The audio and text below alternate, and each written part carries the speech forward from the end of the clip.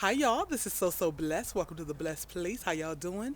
It is a beautiful Saturday morning here in Florida, and my daughter and I get ready to go out and do some Christmas shopping. Yes, procrastinator that I am. Get ready to go out and do some Christmas shopping, and but I just wanted to come. I'm going to upload a video and attach it to this greeting. And I just wanted to preface that video with this. I made the video a couple of days ago, and after I made it, I started contemplating if I wanted to upload it. And I kept thinking, I don't want to upload it simply because the topic is my parents don't approve of my relationship. And in that video, I testified about where my mom didn't approve of my relationship before I got married. And I didn't want, the more I thought about it, I didn't want to shed a negative light on my mom. And my mom, of course, did approve of my relationship. And some things that I said in the video was kind of like I guess reference material to show you how she didn't approve of my relationship. But I understood it. Like I said, my husband has gone to prison. And I totally 100% understood, and I still understand why my mom felt that way at that time. But because I love my mom so much, she's such an awesome woman of God. I didn't want to shed any negative light on her. And my mom don't watch my videos, but if she happened to come across, or sometimes other people watch my videos and tell her, "Oh, I saw Deidre, she said this and that," and I just didn't want my mom to come across in any negative way. But I also understand that sometimes when we have a testimony, we have to get out of our comfort zone. If we're going to bless someone, help someone, inspire someone, encourage, motivate, etc., you have to get out of your comfort zone. And you can't worry about what other people think and what other people say. So, with that said, I'm going to go ahead and attach that video to this. But I just wanted to, I guess I just felt like I needed to preface that video with this. So, we're gonna go shopping, and I might chronicle, video record my day with my daughter, and make another video for you all. But in the meantime, love y'all. Y'all be blessed.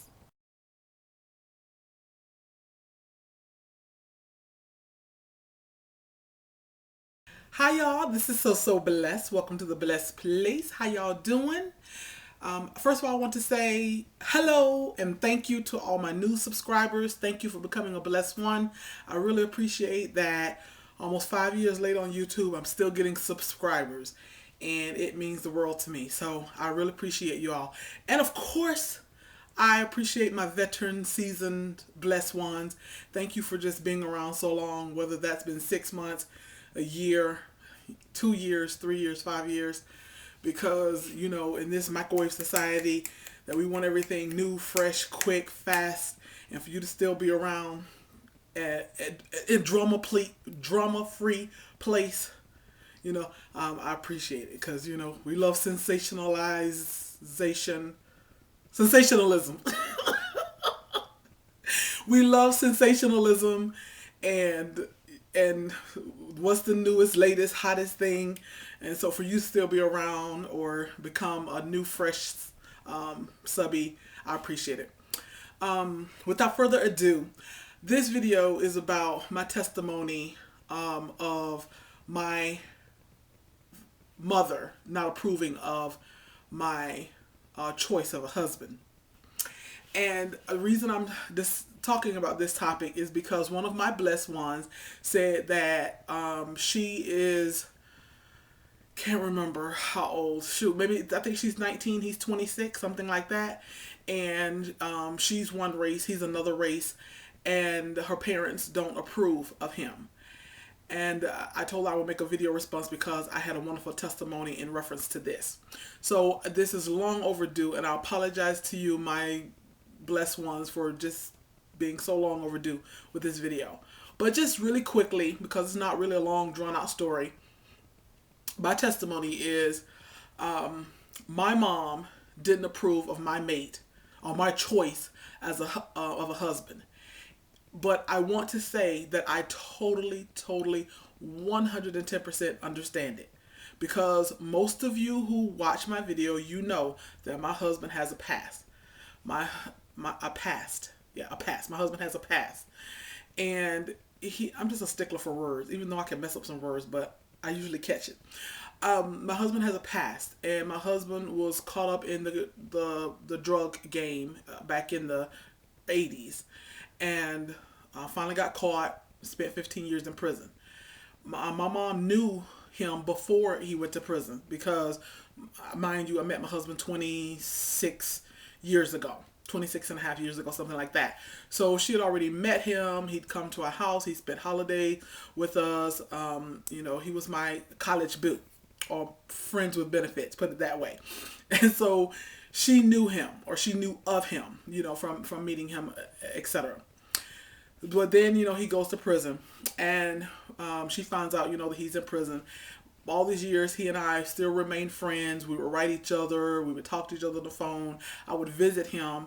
And every time I went to go visit him in prison, my mom would get a little anxious or a little upset because she felt like, you're going to end up marrying that joker. Joker is what she called him. Some people use the N word. Some people, use other words. My mama used the word joker. And that was her kind of like derogatory name for a man that she didn't think was up to any good. So she would tell me over the years, I know you're going to end up marrying that joker.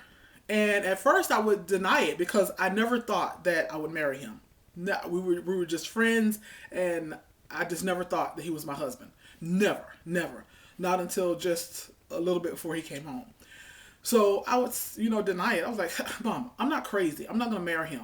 We're just good friends, or, I love him, but I don't think I'm going to marry him. I doubt if I marry him. I was just always giving her these, I doubt it. No, I don't think so. No, I'm smarter than that, types of things. And then over the years, and I can remember the last time I saw him, which, mind you, was 3 years before he came home. I did not see him for the 3 years prior to him coming home. But I can remember the last time that I went to see him, and I came back. And my mom says, I bet you're going to end up marrying that joker. And then I didn't say any time. This time, I didn't deny it. I just kind of looked at her like, like, here we go again. And she's like, are you already married? Oh, Lord Jesus.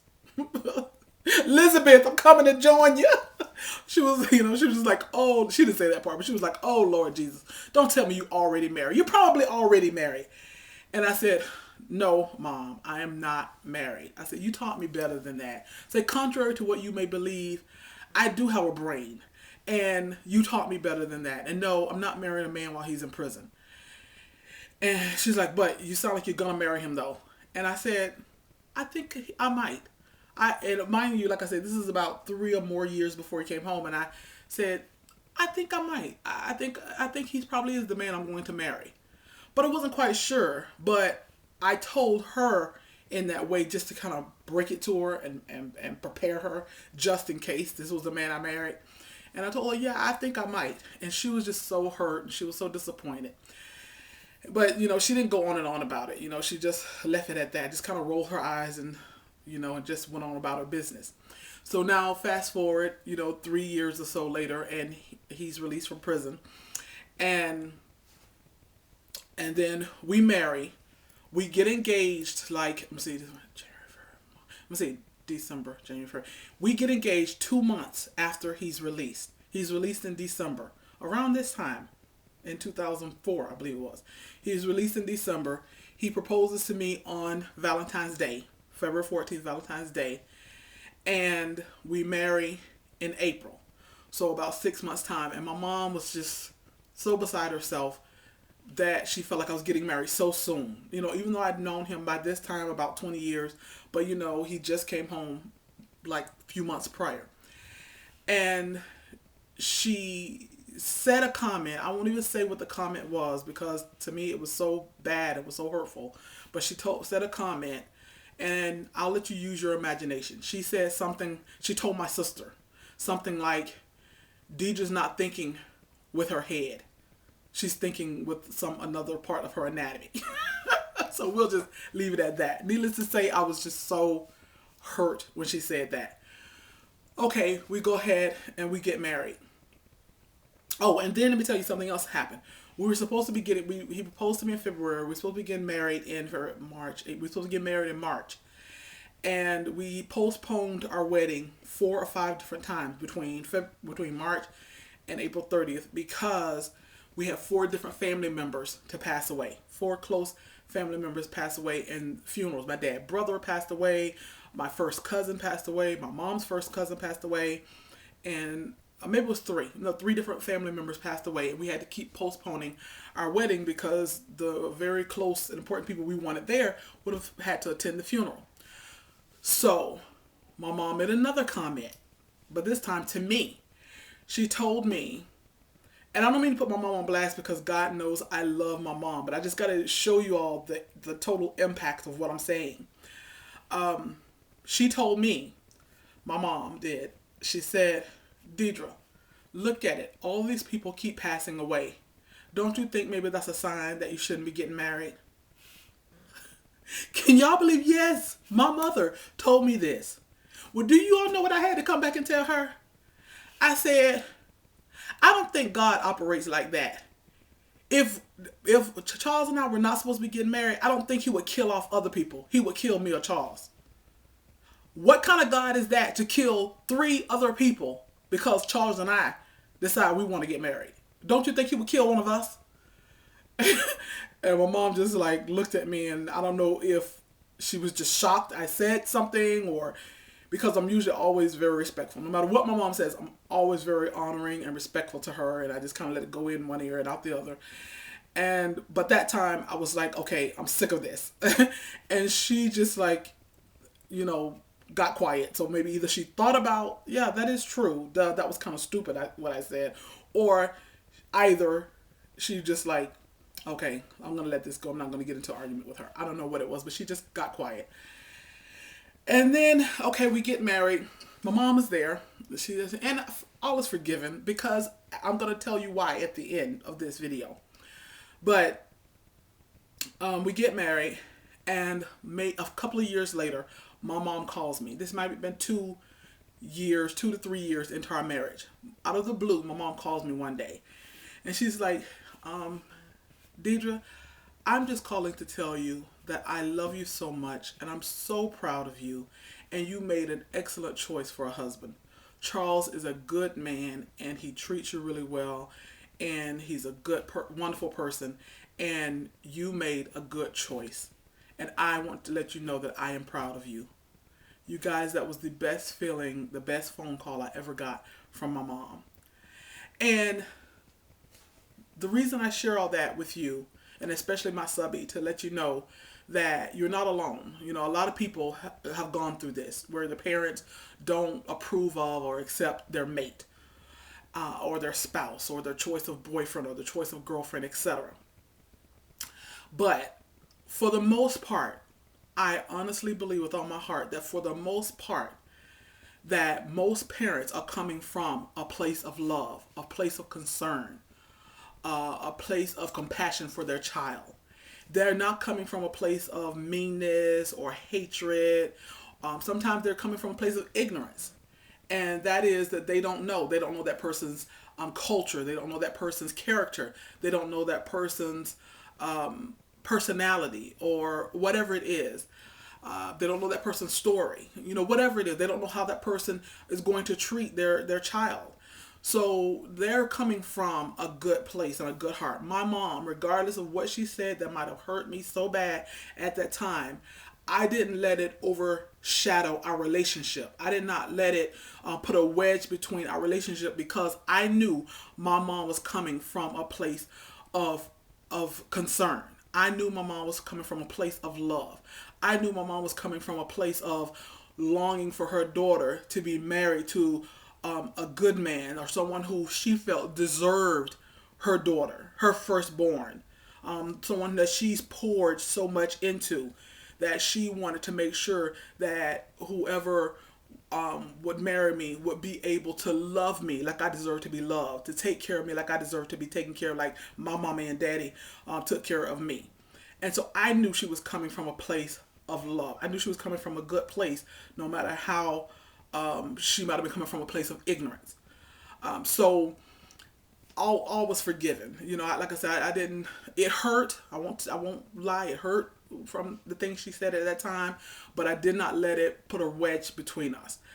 And that's what I want to share with you, with my blessed ones who asked for this video, is that more than likely your parents are coming from a good place.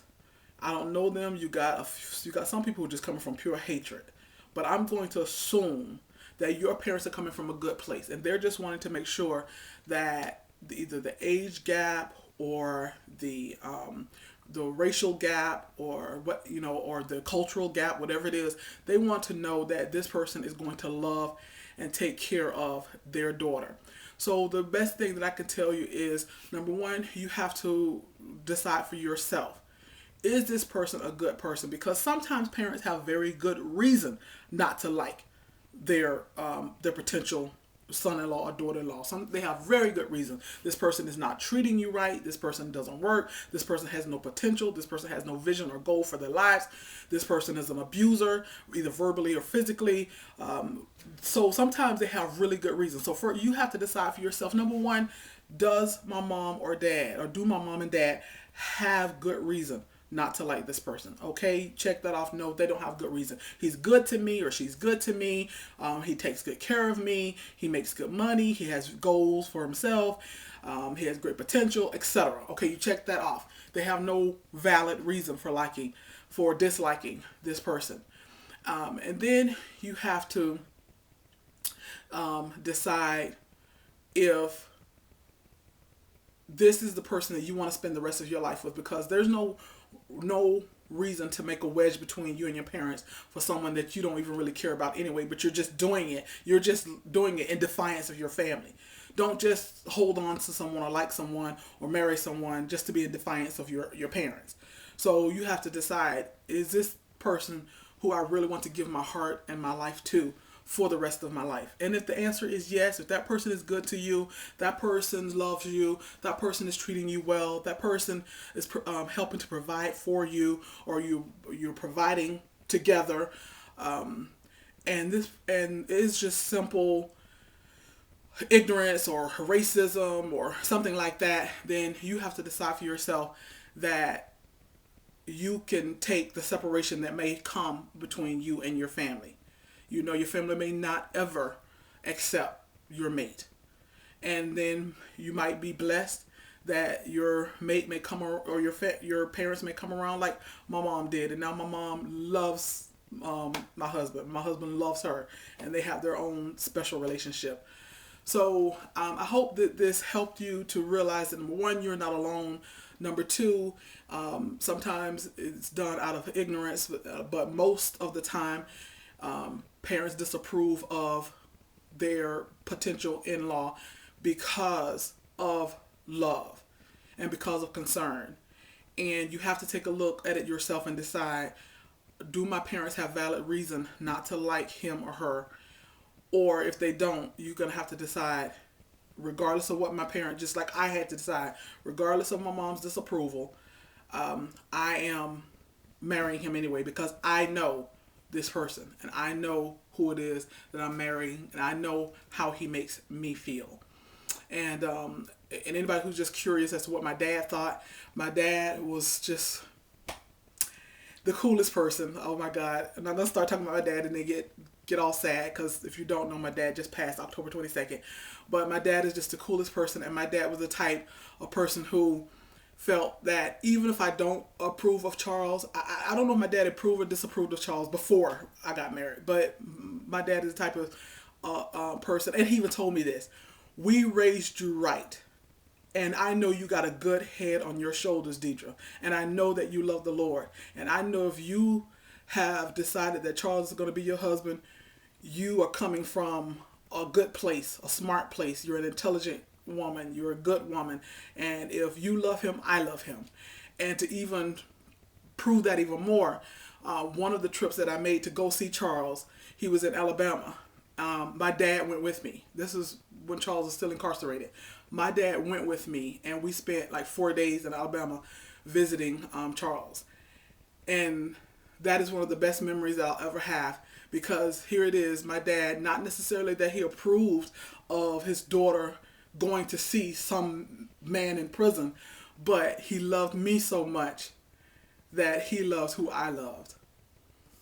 So if you're my blessed ones that requested this, if your boyfriend, who may be potentially your husband, if he keeps loving you the way you desire to be loved, and he is good to you, and he's an awesome provider, and he gives you security and love, your parents cannot do anything but love him also.